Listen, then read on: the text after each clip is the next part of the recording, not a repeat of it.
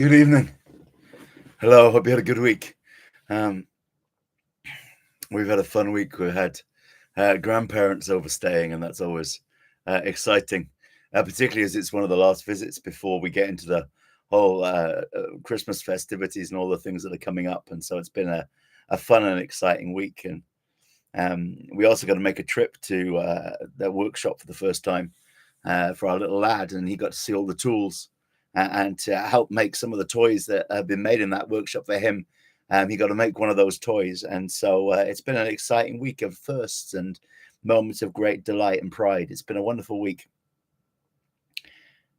Meanwhile, it's been, or at least it's felt, in stark contrast to what's going on in the world around us.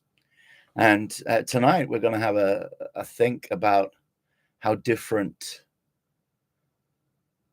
our approach is, and how far we've in some ways drifted from the intentions that Jesus has for his church.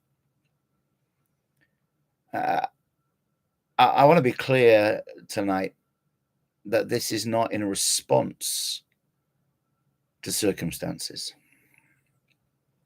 This is a challenge that I believe Jesus brings to all of us in every season, in every place, in every way. He brings it to us regardless of who we might be encountering or what we might personally ourselves be thinking is the heart of the social problems of our day. He brings it to us regardless of our own opinions, regardless of our own status, and regardless of our own challenges. There are some things so fundamental to what Jesus teaches, so fundamental to what he calls us to be and how he calls us to live, that we can't limit them by circumstances, by cultural norms, by where society's at, by those things. We simply can't do that. We have to accept that in every season and every circumstance, we are obliged to live a particular way. We're all familiar with the summary of the law, that we should love God with all our heart, soul, mind, and strength, and love our neighbor as ourselves. We're familiar with that. And we're familiar with the way in which, when challenged with the question, who is my neighbor, Jesus responds with the parable of the Good Samaritan. But for 2,000 years, religious folks have been trying desperately to make that about identifying your neighbor. And in some ways, we've got that all wrong. Because the question of who our neighbor is, if there is an identity that is somehow hidden in that parable, would still be one then to which we could apply parameters. If the parable was about, well, this is the sort of person that is your neighbor.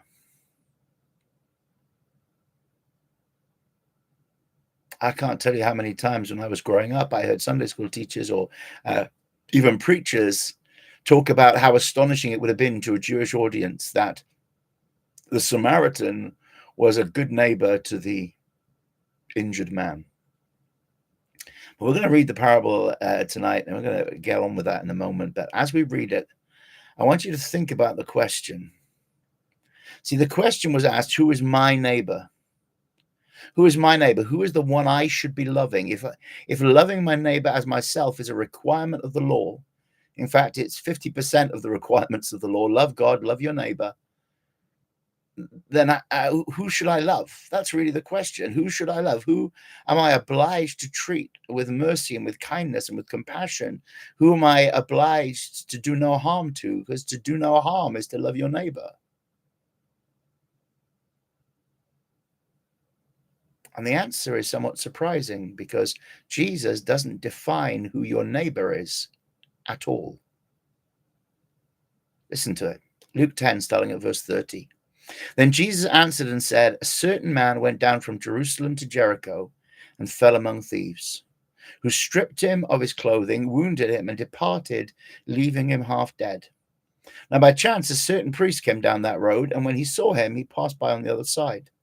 Likewise a Levite, when he arrived at the place, came and looked and passed by on the other side.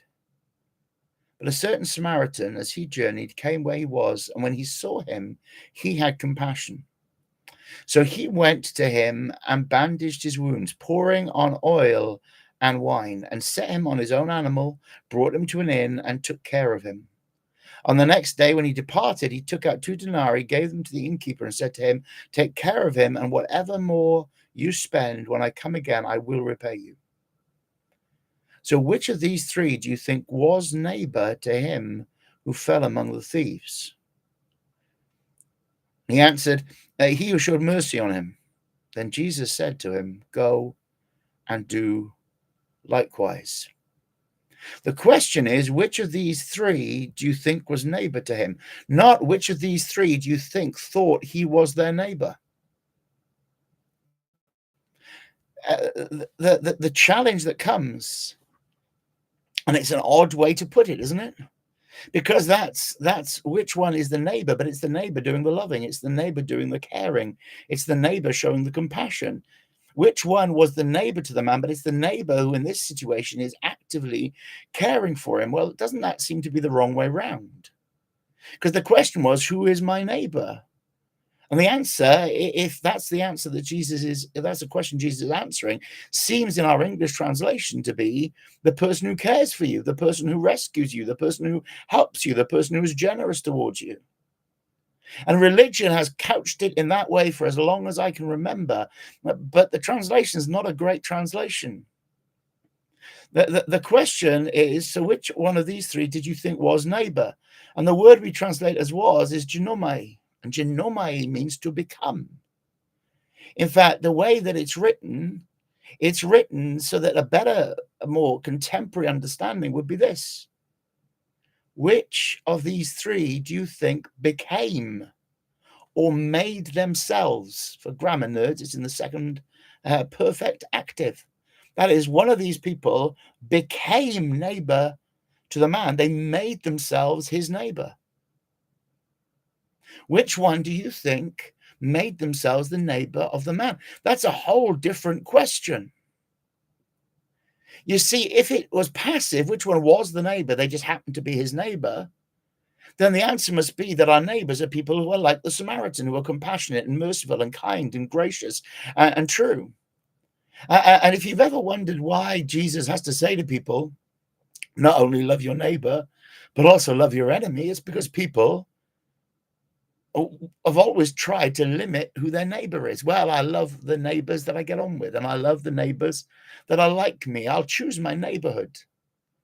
Now, what's the TV show? Location, location, location. It's far more about the people in the area than it is about the geography. People want to live in the places where they get along with folk, where there's low crime statistics, where the schools are good, where there's great opportunity for business and for social activities, where your neighbors are going to be the sort of people you want to get on with. And religion says that's absolutely true. Love your neighbor, love the people that do good to you, love the people that treat you well. But Jesus doesn't ask which one of these people was his neighbor from the perspective of the man, but which one of these people became or made themselves his neighbor. We were talking this morning in church about the way in which there is no identity that God's people have except for the fact that they are God's people. That God isn't on your side or your enemy's side, he's on his own side, and you have a choice as to whether or not you fall into line with his plan, his purpose, his attitude. That there are times when standing with Christ and behaving as he requires us to behave towards the people around us means that we will be at odds with our society, odds with our community, odds maybe with our nation, odds with our government, odds even with our closest friends. There will be times when we have to stand alone if we're going to treat people the way Jesus requires that we treat people. But the challenge of the parable of the Good Samaritan is not what sort of person did the injured man perceive to be his neighbor, but which person made him theirs. God's people are people that make neighbors. They make neighbors out of strangers. They make neighbors out of people that are victims of their own poor choices. See, that's how the parable begins. It says that the man fell among thieves. It literally means he fell in with. That he made the choice that on this journey, which was not a journey anyone would have made alone, at least it wouldn't be wise to make it on your own. It was a dangerous journey. He fell in with a group of people. He made his selection of his own traveling companions, and they turned out to be thieves. They turned out to be violent, and they turned out to not care about him at all. He made bad choices. They got him in a mess. Now he's there on the side of the road, broke, destitute, bleeding, and not able to get to help. In fact, it doesn't seem he can even call out for help. There's nothing in the parable to suggest he asked the priest or he asked the Levite. They just went about their business. But when the Samaritan saw him, he made him his neighbor. He said, you have a need. I'm going to take care of it. You're alone. I'm going to become one who stands with you. You've been hurt. You've been robbed. You've been left for dead, and I'm going to be the one that comes and intervenes, and I'm going to provide the resources that you need. I'm going to provide the care and the comfort that you need. I'm going to make sure that you are okay. I'm not going to leave you in that state. In fact, I'm going to provide not only for your now, but for your future. And I'm going to do it out of my own pocket when no one can ask. I'm going to do it with no expectation of thanks. I'm going to do it because I choose to make you my neighbor. And Jesus says to the Pharisee, who correctly identifies that he is the one who shows mercy, who makes that man his neighbor, he says, now you do the same.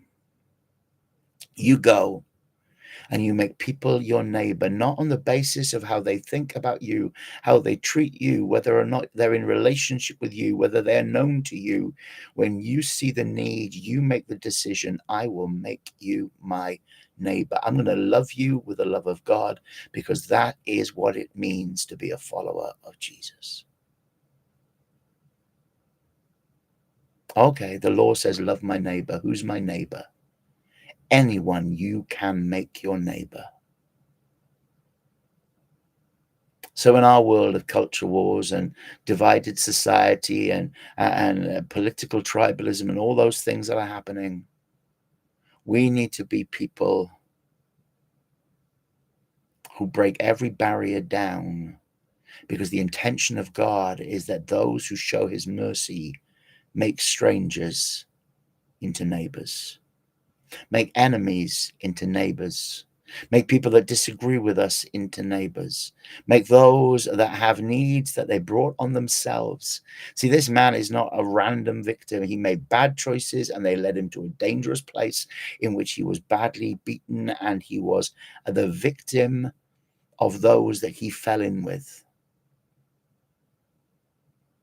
You know, there are times when it's really easy to emotionally be drawn into choosing a side. Times when it's really easy to say, well, for the sake of the one that I think should be defended, I must devalue the one that is attacking them. And I'm not saying that we shouldn't stand up against those that oppress others. I'm not saying that we shouldn't condemn people whose actions are destructive, harmful, prejudiced. We absolutely should. But in doing so, we must also acknowledge that we are called to make the oppressed and the oppressor, the addict and the dealer, the victim and the perpetrator, they must all be people that we believe we can make neighbors, because we are commanded to show the compassion and mercy of God without exception. The word in Greek for neighbor is plesion, literally means anyone nearby. If someone's within reach, you can make them your neighbor. And I love the fact that in amongst all the various ways in which translators deal with that word, there is one quite well-known translation, and it is this. The translator states, plesion is best understood. Christ says, everyone who exists should be your neighbor.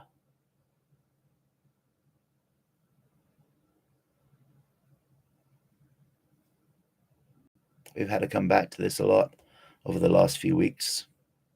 I make no excuse for repeating it. God's people are not a people who condemn, cast aside, reject, or despise. God's people are not people who draw moral lines and use them to exclude folks from access to the blessings, the kindness, or the mercy of God. We are not people who have doorkeepers who say, you can't come in here because you don't look right, you don't speak right, you don't believe right. Far from it. We invite people in, we welcome them, because our confidence is this, that it doesn't matter who they are. They might be the loveliest, sweetest individual in the way that we see them and have the most deep-seated issues that we are completely unaware of, or they might be somebody who on the surface everybody knows they're bad news, but they are crying out for mercy and for help and for rescue. It makes no difference. They might be someone who is absolutely antagonistic to everything we believe is true.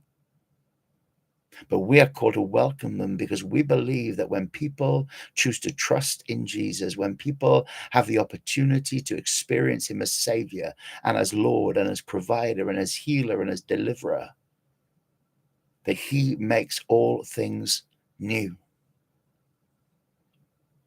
There was a thing doing the rounds amongst some of my evangelical friends this last week, which was talking about the fact that the man that we know as Apostle Paul, who for the first part of his life and from his birth to his conversion was known as Saul,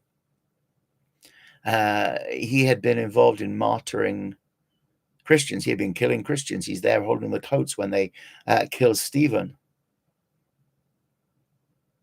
And so there was this little kind of slightly cliched thing going around saying that the Apostle Paul arrived in heaven and was welcomed with great joy by the very people that he had martyred.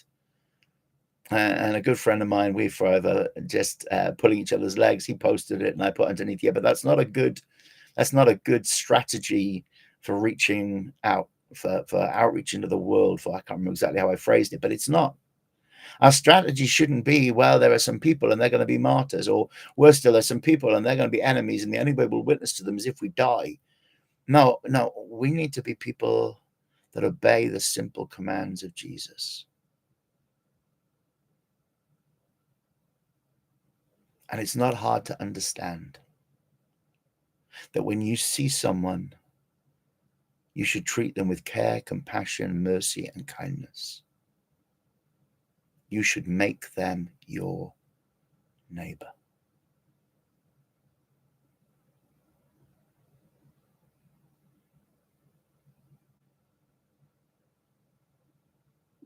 I'm going to wrap up in a moment.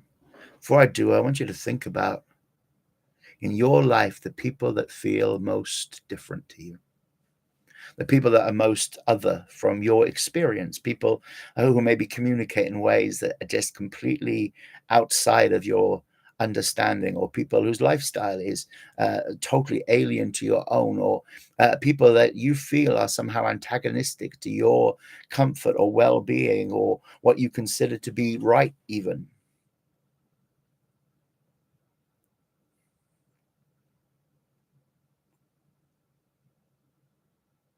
And then say, God, I want you to help me so that I make them my neighbors. I make them my neighbors. I treat them with kindness and mercy and compassion and love. So I'm willing to embrace them. I'm willing to bind up their wounds. I'm willing to commit my time, my energy, my resources to bringing them peace.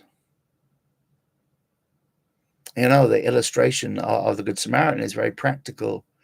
He provides shelter for one who can't afford his own shelter, and he provides medication for one who can't afford or access his own medical care. That's what he does, and he does it in the best way that it was possible in that period. When Jesus talks about it, he's talking about the medicine of the day, and he's talking about the shelter or the housing of the day. He's talking about the transport of the day. Say, God, I want you to so touch my heart that my first response, my supernatural reflex, my spiritual life is directed towards making the people that are least like me and the people that are quite like me. I'm not excluding anybody, but I want you to think about those that it will be hard for you to understand. How do I make them my neighbor? And say, God, I'm going to commit myself to pray until you make it possible. that I can make these people my neighbor, that I can show them your love, your kindness, your grace, your mercy. And I can pour out of my abundance, that abundance that you've given me, I can pour into their experience, confident that you've got what I need, but you can also supply by your Spirit what they need through me.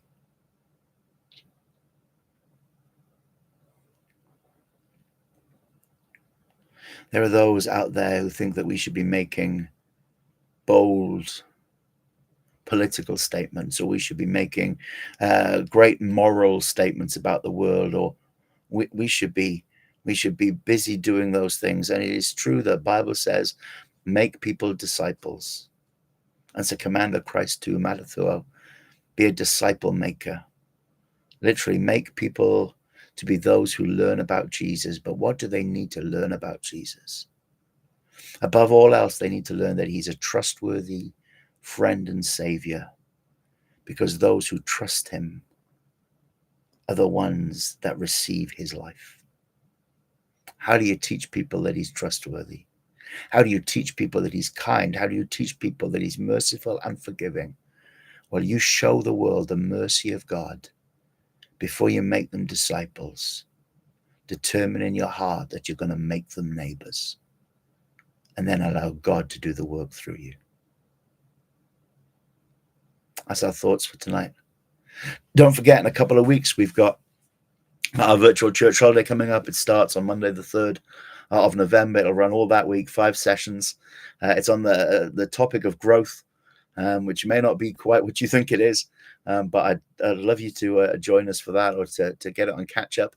It's the first new series that's going to be fully streamed through our website as well as on the YouTube channels. And so I'd really appreciate it if you could check that out. There's already some verses on there for each of the 5 sessions you can read. If you just go to streetharvest.org.uk, click through, pick your color, and then click on the cross logo in the middle and click on events. You'll see those 5 sessions at the start of November all queued up there ready. And they'll be going live as they go live, and then you'll be able to get them on catch up that way. We'll post lots of links and some more information as we get nearer the time. But it's going to be the first thing that we really stream using the new setup and the new website. And so we'd love you to be a part of that. I mean, we pray it'll be a blessing. That's kind of more important than the tech.